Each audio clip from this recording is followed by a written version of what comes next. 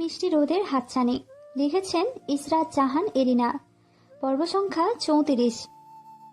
নাহিদের মনটা এক রাস বেদনায় ঝরঝরিত হলো। আজ আরজুকে সাথে করে নিয়ে যাওয়ার ইচ্ছেটা ভীষণ ছিল, কিন্তু শূন্য যেতে হচ্ছে। আরজুর অবস্থান চিন্তা করে নাহিদ আরজুকে জোর করেনি।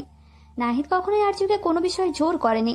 আজ যদি সে আগের একরোখা রাগী নাহিদটা হতো, আরজুকে হয়তো তুলে নিয়ে যেত, কারও মতামতের পরোয়া করতো না।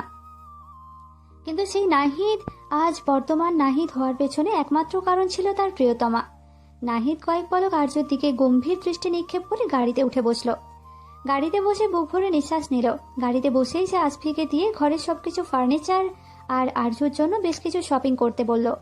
নাহিদের বিশ্বাস আরজু খুব জলদি তার কাছে থাকবে। জুবাইর আহমেদ যথেষ্ট বুদ্ধিমান ব্যক্তি, তিনি নিশ্চয়ই অকারণে নাহিদকে আশ্বাস দেয়নি। জাহিদ সকাল সকাল তৈরি হয়ে ড্রাইনিং এ বসে পড়ল।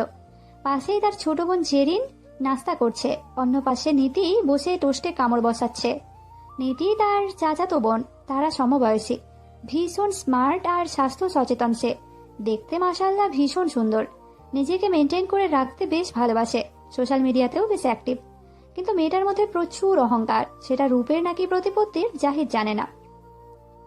জেরিন এক প্রকার নাকমুখ দিয়ে খাবার গিলছে। এই মেয়ে মোটেও স্বাস্থ্য সচেতন না, সারা দিন ফাস্টফুড আইটেম খেতে পছন্দ করে। তবে এত খাবার কোথায় যায় জাহিদের জানা নেই, পাটকাঠির মতো চিকন।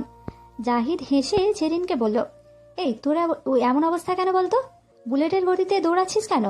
জেরিন দ্রুত খাবার গিলে বলল, ভাইয়া মজা নিবে না, আমার ফোনের অ্যালার্ম তুমি চেঞ্জ করেছো তাই না? আমি তোমার জন্য আধা ঘন্টা লেট।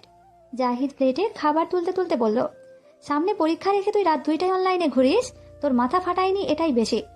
নীতি খেতে খেতে বলল, আমাদের প্রোফাইলে রাত 2টোই তোকে স্টক করতে বলেছে কে? বাড়ির মেয়েদের প্রতি একটা দায়িত্ব আছে না? তোরা কি সুপথে না কুপথে চলছিস সেটা তো জানতে হবে। জেরিন কপট রাগ দেখিয়ে বলল, একদম ফালতু কথা বলবে না। তোমার খবর আমি জানি না ভেবেছো? এক সিনিয়র মেয়ের পেছনে ফেভিকলের মতো যে লেগে আছো। কিন্তু আফসোস, ওই মেয়ে তো তোমাকে পাত্তাই দিচ্ছে না। জেরিনের কথায় নীতি হেসে উঠল। জাহিদ হাঁ হয়ে জেরিনের দিকে তাকিয়ে রইল। এই মেয়ে ভবিষ্যতের ভালো ডিটেকটিভ হতে পারবে। সবার গোপন বিষয় সম্পর্কে এই মেয়ে সবার আগে জানতে পারে। নীতি হেসে বলল, মেয়েটাকে দেখতে হবে তো, আমাদের চকলেট বয়কে পাত্তা দিচ্ছে না, ভাববার বিষয়।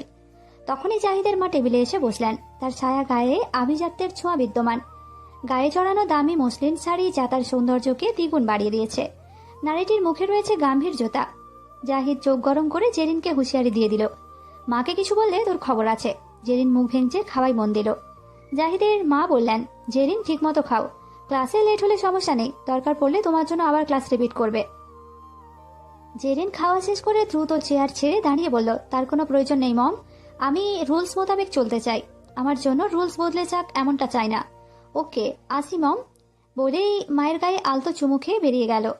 সানজিদা মাহমুদ মুচকি হেসে জাহিদকে বললেন, আমার রাজপুত্রের কি অবস্থা? মমকে আজকাল একদম পাত্তাই দিচ্ছ না যে। জাহিদ হেসে বলল, তেমন কিছু না মম, নতুন ভার্সিটি, নতুন বন্ধু বান্ধব নিয়ে একটু ব্যস্ত। নীতি বিড়বিড় করে বলল, বন্ধু না ছাই, এক মেয়ের পেছনে ইফটিজারের মতো ঘুরতে ব্যস্ত। জাহিদ নীতিকে চোখ রাঙালো। সানজিদা মাহমুদ গম্ভীর মুখে বললেন, গুড, তবে বন্ধু নির্বাচনে অবশ্যই ক্লাস মেনটেন করবে। লো ক্লাসের কারোর সাথে মিশতে যেও না, তোমার স্টেটাসের সাথে বিষয়টা মানানসই হবে না। জাহিদ মায়ের কথাই খানিকটা অসন্তুষ্ট হলো। তার মায়ের এই একটা বিষয় জাহিদের ভীষণ অপছন্দ। তখন নীতি আর মায়ের মধ্যে কোনো পার্থক্য খুঁজে পায় না। সাবা খানম নাস্তা রেডি করে সবাইকে ডাকলেন। আরজু ভয়ে ভয়ে টেবিলে পৌঁছালো। সাবা খানমের মুখটা তখনও থমথমে। আরজু তারার দিকে তাকাতেই দেখে মেয়েটা মুখ মলিন করে তাকিয়ে আছে, মানে সকাল থেকে বেশ কয়েকটা ঝাড়ি খেয়েছে সে। সাবা খানম সকলকে নাস্তা সার্ভ করছেন।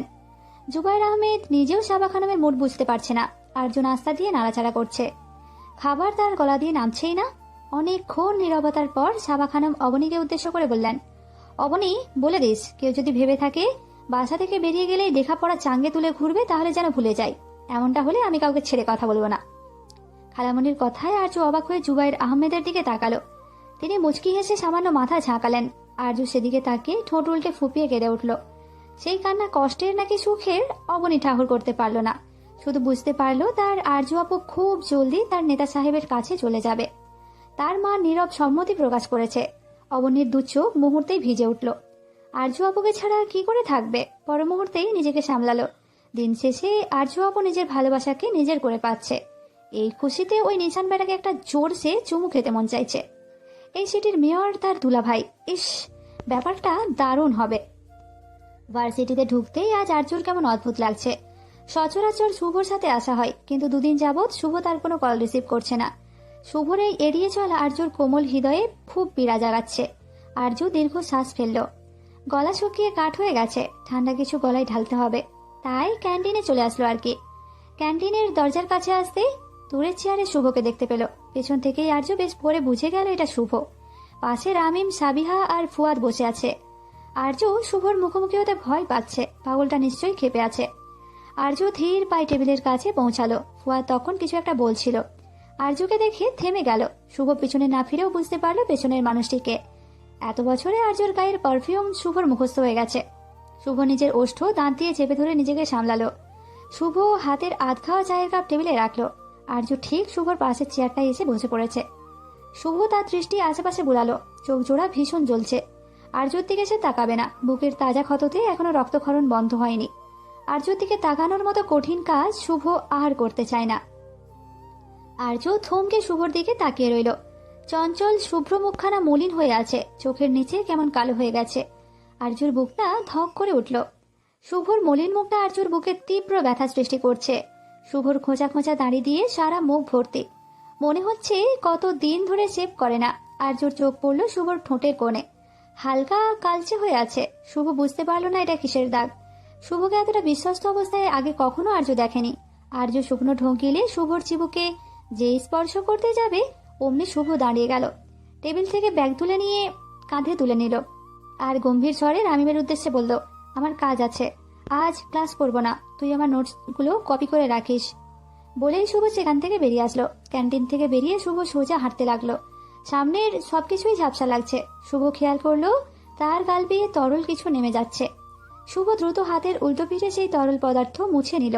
তার সামনে দিয়েই যাচ্ছিল জাহিদ। শুভকে দেখে দ্রুত সালাম দিল, কিন্তু শুভ কোনো জবাব দিল না, হয়তো তার কান অব্দি পৌঁছায়নি। জাহিদ অবাক হয়ে শুভর যাওয়ার দিকে তাকিয়ে রইল। সিনিয়র ভাই হিসেবে শুভকে জাহিদের ভীষণ পছন্দ। সবসময় হাসি খুশি থাকা মানুষটির মুখ জুড়ে ছিল বিষাদের ছায়া। মূলত বন্ধু মহলের প্রত্যেকেই তার ভীষণ পছন্দ, এক একটা কিউটের ডিব্বা। সবার মাঝে একজনকে বিশেষ পছন্দ, মানে বিশেষ চাইতেও বিশেষ। ক্যান্টিনের নির্দিষ্ট টেবিলেই বন্ধু মহলের আড্ডা চলে, চলে হই হুল্লোড়, কিন্তু আজ সেই টেবিল শান্ত। আর্য মাথা নিচু করে বসে আছে, চোখ দিয়ে টপ টপ করে অশ্রু গড়িয়ে পড়ছে। আর্যর ভীষণ কষ্ট হচ্ছে। শুভ চলে যাওয়ার পরপর ফুয়াদও বেরিয়ে পড়েছে। আর্য স্তব্ধ হয়ে শুধু দেখে যাচ্ছে। ফুয়াদও কি তার সাথে অভিমান করে বসে আছে? আর্যুর এখন সবকিছুই বিষাদ লাগছে। সাবিহা আর্যকে এইভাবে কাঁদতে দেখে অস্থির হলো। আর্যর মাথায় হাত বুলিয়ে বলল, মন খারাপ করিস না, একটু সময় দে, সব ঠিক হয়ে যাবে। আর্য, মন খারাপ করিস না। আর্য ফুপিয়ে ফুপিয়ে কাঁদতে লাগলো। সবাই আমাকে এইভাবে দূরে কেন ঠেলে দিচ্ছে? আমি কি জঘন্য কোনো অপরাধ করেছি? রামিম আর্যর দিকে এক গ্লাস পানি এগিয়ে দিয়ে শান্ত স্বরে বলল, তুই ভুল করেছিস নাকি ঠিক সেটা নিয়ে যাচাই বাছাই করতে যাব না। তোর মন যেটা গভীরভাবে চাইতো তুই সেটাই করেছিস। মনের কাছে মস্তিষ্কের হেরে যাওয়াটা আশীর্বাদ স্বরূপ। তোর মতো এই আশীর্বাদ সবার জীবনে আসে না। কথাটা বলেই রামিম আর্যকে সাবিহার দিকে তাকালো। সাবিহা রামিমের দিকে তাকিয়েছিল। রামিম আবারও বলল, আমাদের এই গ্রুপে তোকে সবার চাইতে ভীতু বলে জানে, কিন্তু আসল কথা হলো তুই সব চাইতে সাহসী। নিজের ভালোবাসার মানুষটাকে সাহস করে কেউ কাছে ডাকতে পারেনি। দিনের পর দিন মানুষটির পাশে থেকেও তাকে নিজের অনুভূতি প্রকাশ করার সাহস কেউ দেখায়নি। পাওয়া না পাওয়ার হিসাবটাই সবার আগে সবাই কষেছে, কিন্তু শুধু নীরবে ভালোবেসেছে। মুখ ফুটে বলার সাহসটুকু দেখাতে পারেনি। মন আর মস্তিষ্কে যুদ্ধ করে মনটা বারবার হেরেছে। কিন্তু তুই সাহস করে নিজের ভালোবাসা প্রকাশ করেছিস।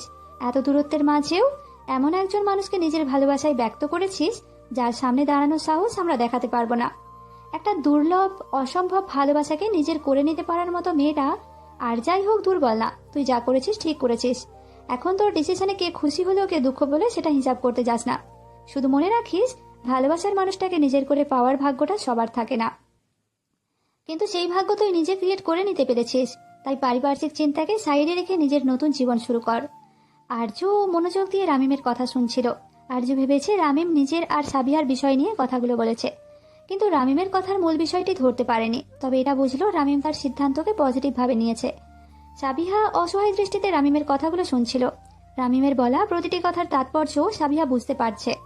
সবাই তার ভালো বন্ধু, পরিস্থিতি এমন না যে শুভকে দোষারোপ করা যাচ্ছে, আর নাই আর্যকে। সবাই যেন যার যার অবস্থানেই ঠিক। রামিমের আজ শুভর প্রতি খানিকটা অভিমান হলো। রামিম আর সাবিহার মধ্যে স্ট্যাটাসের পার্থক্য আছে, যার কারণে রামিম চাইলেও সাবিহাকে নিজের জীবনে জড়াতে পারে না। বাবার পরীকে দেওয়ার মতো কিছুই নেই যে তার কাছে। কিন্তু শুভ আর আর্যুর মধ্যে তেমন কোনো স্ট্যাটাস পার্থক্য নেই। দুজনেই একটা মধ্যবিত্ত স্ট্যান্ডার্ড ফ্যামিলি থেকে বিলং করে।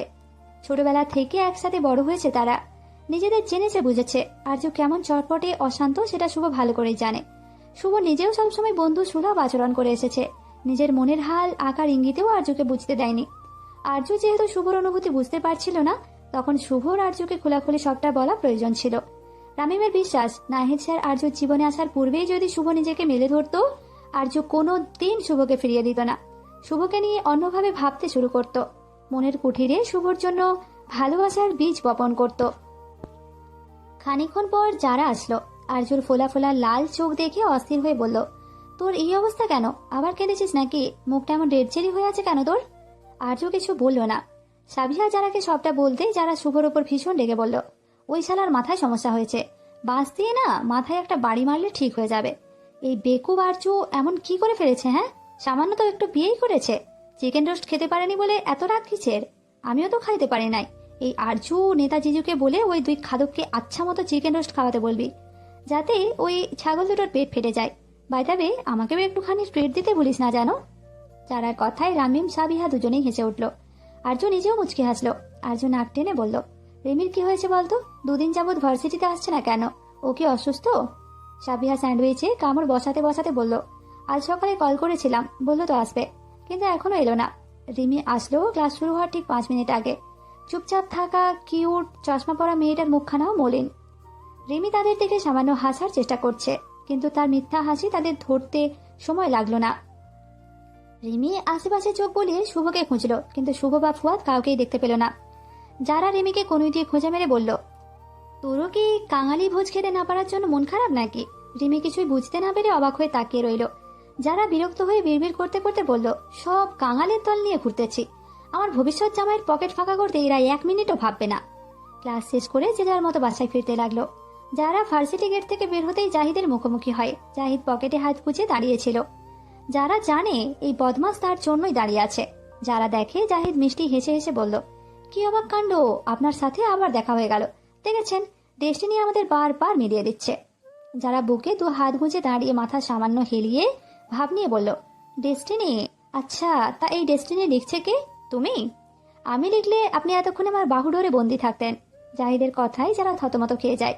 এই ছেলে চরম অসভ্য। মনের মধ্যে হঠাৎ একটা দুষ্ট বুদ্ধি খেলে গেল তার।